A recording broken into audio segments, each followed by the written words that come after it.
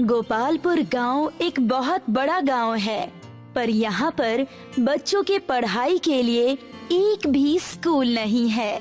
इसलिए यहाँ के बच्चे दिन भर खेल कूद करते रहते हैं। बच्चों का इस तरह से भविष्य खराब होते देख यहाँ के मुखिया गांव में स्कूल बनवाने के लिए सभी गांव वालों से चंदा इकट्ठा करते हैं। सभी गांव वालों मेरी बात ध्यान से सुनो। हमारे गांव में स्कूल न होने की वजह से हमारे बच्चों का भविष्य खराब हो रहा है। इसलिए हम सभी लोग चंदा इकट्ठा करके एक स्कूल खोलेंगे। चंदा इकट्ठा करके स्कूल तो खोल देंगे, पर वहाँ पर पढ़ाएगा कौन? बाहर एक बार स्कूल तो खुल जाए, फिर तो पढ़ाने वाला कोई ना कोई गुरु भी मिल जाएगा। उसकी चिंता मत करो, हम एक काम तो पहले खत्म कर लें, फिर दूसरे काम के बारे में सोचेंगे। अब मुखिया खुद ही सभी गांव वालों से चंदा इकट्ठा करते हैं और जमा हुए पैसों की मदद से गांव में एक स्कूल बनवाते हैं। स्कूल तो बनकर तैयार हो गया। अब अगर एक अच्छा सा गुरु मिल जाए तो बच्चों का बिगड़ रहा भविष्य सुधर सकता है। सरकार तो हमारे स्कूल में अध्यापक भेजने से रही, इसका इंतजाम भी मुझे ही करना होगा। मुखिया बहुत सोचते हैं, तभी उनकी नजर श्याम पर पड़ जाती है। अरे श्याम बेटा, कहाँ जा रहे हो? अरे कहाँ जाऊंगा मुखिया जी, नौकरी की तलाश में भटक रहा हूँ।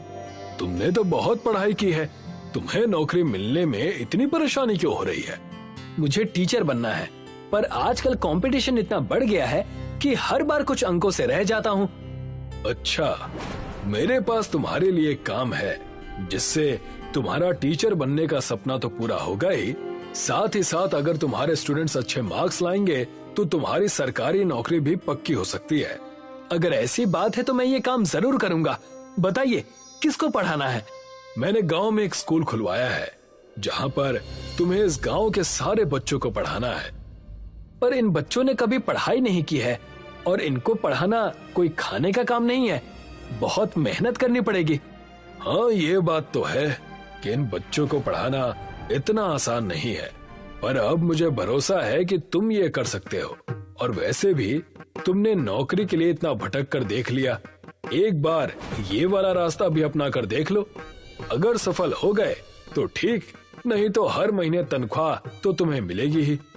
ठीक कहा मुखिया जी आपने। वैसे भी बीएड करके मैं अपना भविष्य तो नहीं सुधार सका, कम से कम इन बच्चों के भविष्य के लिए कोशिश तो कर ही सकता हूँ। श्याम गांव के स्कूल में बच्चों को पढ़ाने के लिए तैयार हो जाता है।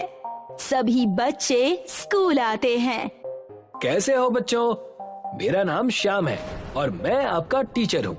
आज से मैं आपको पढ़ाऊंगा, तो चलो आज से पढ़ाई शुरू करते हैं। सबसे पहले मैं आपको दिखाऊंगा कि गिनती और वर्णमाला कैसी होती है। वरमाला? गुरुजी, यहाँ पर किसकी शादी होने वाली है? वरमाला नहीं बेटा, वर्णमाला।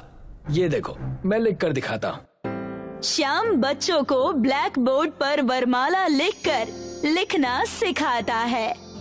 ये है बच्चों अ से अनार, ये है आ से आम, ये है ई से इमली। श्याम सभी बच्चों को ये वर्णमाला नोटबुक में लिखने के लिए कहता है। चलो बच्चों, ये पूरी वर्णमाला को सभी अपनी नोटबुक में उतार लो। इसके बाद मैं सभी को आगे बुलाकर पूछूंगा। सभी बच्चे पहली बार लिख रहे थे, इसलिए कोई भी ठीक से लिख नहीं पाता। जब श्याम इनकी कॉपी देखता है तो उसको कुछ भी समझ नहीं आता। ये क्या लिखा है तुम लोगों ने? मैंने ऐसे तो नहीं सिखाया तुम्हें। ये अ इस तरह से कौन बनाता है? इन सभी की उम्र तो 10वीं क्लास के बच्चों के बराबर है और अभी तक इन्हें वर्णमाला तक ठीक से नहीं आती। मैं कैसे इन बच्चों को पढ़ा पाऊंगा? तुम आगे आओ। क्या नाम है तुम्हारा? गुरुजी, मेरा नाम चंदू है। ठीक है चंदू, आगे आकर बोर्ड पर वर्णमाला लिखो। श्याम खुद की लिखी हुई वर्णमाला को बोर्ड से मिटा देता है और चंदू को ब्लैक बोर्ड पर वर्णमाला लिखने के लिए कहता है, लेकिन चंदू बोर्ड पर कुछ भी नहीं लिख पाता। क्या हुआ? क्यों नहीं लिख रहे हो? अभी तो सिखाया था तुमको। श्याम बोर्ड पर अ लिखता है। ये देखो, ये अ है। अ से क्या होता है? आम। नहीं बेटा, अ से अनार बताया था ना मैंने।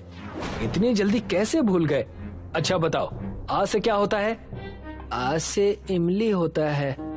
आ से आम होता है। इमली तो ई से होता है। बेटा तुम बैठ जाओ। कहीं मैंने इस स्कूल में पढ़ाना शुरू करके कोई गलती तो नहीं करती। ये बच्चे इस तरह से तो मुझे परेशान ही कर देंगे। मुझे इन पर बहुत ज्यादा मेहनत करनी होगी, तभी इनका कुछ हो पाएगा। ठीक है बच्चों, आज के लिए इतना बहुत हो गया। कल तुम सब घर से वर्णमाला याद करके आना और एक बार फिर से लिख कर लाना। ये तुम्हारे लिए होमवर्क है। श्याम सभी बच्चों को घर भेज देता है और खुद भी घर के लिए निकल जाता है। रास्ते में श्याम को मुखिया मिलता है। अरे मास्टर जी, कैसा रहा आज पहला दिन स्कूल में? क्या बताऊं मुखिया जी आपको, ये बच्चे तो बहुत ही मंदबुद्धि हैं। इनको पढ़ाना मतलब लोहे के चने चबाने जैसा है। सो तो है, पर चिंता मत करो। अगर तुम अच्छे से पढ़ाओगे तो ये बच्चे जल्दी ही सब कुछ सीख जाएंगे। बस इनको एक अच्छे गुरु की जरूरत है, वो तुम पूरी कर दो। फिर देखो ये कैसे अच्छे विद्यार्थी बनकर दिखाते हैं। मेरी तो यही कोशिश है कि मैं जितने सरल तरीके से हो सके बच्चों को पढ़ाऊं। आगे उन पर निर्भर करता है कि ये कितनी मेहनत करते हैं। अच्छा ठीक है, अब मैं चलता हूँ, आज बहुत थक गया हूँ। श्याम अपने घर आ जाता है। अगले दिन श्याम फिर से सुबह को उठकर स्कूल जाता है तो देखता है कि सभी बच्चे आज पहले से ही क्लास में आकर बैठे हुए हैं और बोर्ड पर पहले से ही वर्णमाला लिखी हुई है। अरे वाह, ये वर्णमाला किसने लिखी? 2 स्टूडेंट खड़े होते हैं। मेरा नाम चिंटू है और ये मेरा भाई है पिंटू। ये हमने लिखा है। बहुत अच्छा, तुम तो बहुत होशियार लगते हो। हाँ, इसीलिए तो हम स्कूल नहीं आ रहे थे। पिताजी ने जबरदस्ती हमें यहाँ भेजा, पर यहाँ तो वर्णमाला पढ़ाई जा रही है। हमको ये सब नहीं पढ़ना, कुछ और पढ़ाओ। ठीक है, बाकी बच्चों को भी ये सीखने दो, फिर मैं आगे का सिखाऊंगा। श्याम अब बाकी बच्चों का होमवर्क चेक करता है। सबने अच्छे से होमवर्क करने की कोशिश की है। सभी ने पूरी मेहनत की है। अगर ऐसा ही रहा तो जल्दी ही तुम सब लोग कुछ सीख जाओगे। अब मैं तुम्हें गिनती सिखाऊंगा। श्याम बोर्ड पर गिनती लिखता है और सभी बच्चों को लिखने के लिए कहता है। हम यहाँ गिनती सीखने नहीं आए हैं, चलो यहाँ से। अभी क्लास खत्म नहीं हुई, घर क्यों जा रहे हो? हमको नहीं पढ़ना इन गधों के साथ, जिनको गिनती भी ठीक से नहीं आती। इनके साथ तो हमारे कारखाने में काम करने वाले गधे ही पढ़ सकते हैं। तो क्या तुम कल से स्कूल नहीं आओगे? नहीं, कल से हमारे गधे आएंगे, क्योंकि ये स्कूल ही गधों का है। और अगर ये गधे एग्जाम में हमसे ज्यादा मार्क्स लाएंगे तो फिर हम खुद इन गधों के साथ पढ़ने आ जाएंगे। श्याम की बेइज्जती करने के बाद पिंटू और चिंटू वहाँ से चले जाते हैं। ये देखकर सभी बच्चों को बहुत बुरा लगता है। हमारी वजह से आपको ये सब सुनना पड़ा ना, हमको माफ कर दो गुरुजी। अब से हम सभी बहुत मेहनत करेंगे। अगले दिन से पिंटू अपने कुछ गधों को स्कूल भेजता है। ये बात श्याम को बहुत बुरी लगती है, इसलिए अब श्याम और सभी स्टूडेंट्स बहुत मेहनत करके पढ़ाई करते हैं। बच्चों, तुम सब पढ़ने में कमजोर जरूर हो, पर गधे नहीं हो। और अगर तुम खूब मेहनत करोगे तो उन दोनों भाइयों से भी ज्यादा मार्क्स लेकर आ सकते हो।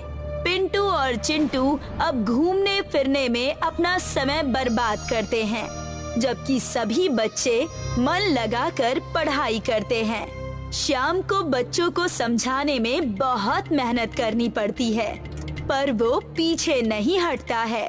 बच्चों पर दिन रात मेहनत करता है। एग्जाम होते हैं और साल भर पढ़ाई करने की वजह से सभी स्टूडेंट्स अच्छे मार्क्स लेकर आते हैं, जबकि पिंटू और चिंटू फेल हो जाते हैं। तुमने मेरे स्टूडेंट्स को गधा कहा और इनके साथ पढ़ने से मना कर दिया। आज ये सब अच्छे मार्क्स से पास हो गए और तुम्हें तो अब अपने गधों के साथ वापस उसी क्लास में बैठना पड़ेगा। सभी बच्चों के रिजल्ट्स अच्छे होने की वजह से अब श्याम को गवर्नमेंट की तरफ से टीचर की जॉब के लिए ऑफर आ जाता है। बच्चों, मैं जल्दी ही ट्रेनिंग पूरी करके आऊंगा और तब हम लोग अगली क्लास शुरू करेंगे। श्याम ट्रेनिंग के लिए चला जाता है और पिंटू और चिंटू अपने गधों के साथ उसी क्लास में अकेले पढ़ने के लिए जाते हैं।